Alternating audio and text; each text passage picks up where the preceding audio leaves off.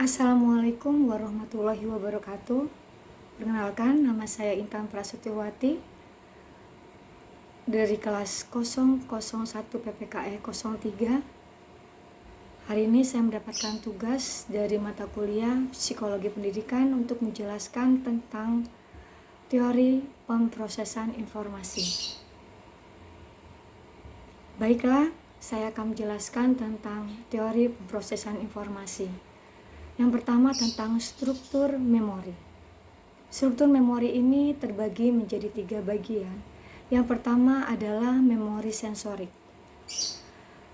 atau biasa disebut dengan sensori memori.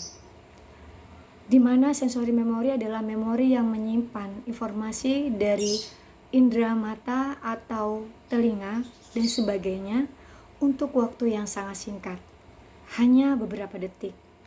Misalnya ketika kita melihat kilatan cahaya, otak akan menyimpan gambar sebentar sebelum memutuskan penting atau tidaknya gambar tersebut disimpan.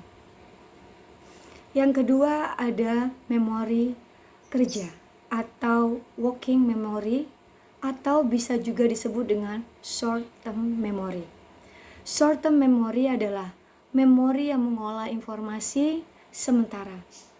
Informasi ini bisa diulang atau diatur supaya bisa diingat lebih lama atau dipindahkan ke memori jangka panjang. Contohnya misalnya kita mengingat nomor telepon yang baru didengar sebelum menuliskannya. Yang ketiga adalah memori jangka panjang atau long term memory. Long term memory adalah memori yang menyimpan informasi secara relatif permanen. Informasi ini bisa diingat kembali kapan saja melalui proses retrieval. Contohnya misalnya pengetahuan yang dipelajari di sekolah, pengalaman hidup, atau keterampilan yang dikuasai. Yang kedua, tentang mekanisme pengolahan informasi dalam memori sensorik. Informasi masuk melalui indera penglihatan atau pendengaran dan disimpan sangat singkat di memori sensorik ini. Hanya informasi yang diperhatikan atau diberikan attention dan dikenali polanya atau pattern recognition yang akan diteruskan ke memori kerja. Sedangkan yang tidak penting akan hilang. Yang ketiga tentang mekanisme pengolahan informasi dalam memori kerja atau working memory. Di memori kerja, informasi diolah secara aktif. Agar tidak cepat hilang, dilakukan rehearsal atau pengulangan, kemudian ada chunking, pengelompokan, juga ada encoding atau pemberian makna. Jika berhasil, informasi akan dipindahkan ke memori jangka panjang. Yang keempat adalah tentang mekanisme pengolahan informasi dalam memori jangka panjang. Informasi di sini disimpan secara relatif permanen, di mana saat dibutuhkan informasinya diambil kembali melalui proses retrieval. Semakin sering digunakan atau dikaitkan dengan pengetahuan lainnya, maka akan semakin mudah untuk kita ingat. Yang kelima adalah tentang implikasi dalam pembelajaran di kelas, di mana guru harus menarik perhatian siswa atau peserta didik.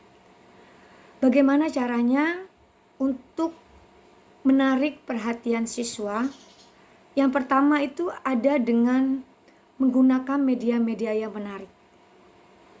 Jadi bisa melalui media cetak ataupun media non-cetak.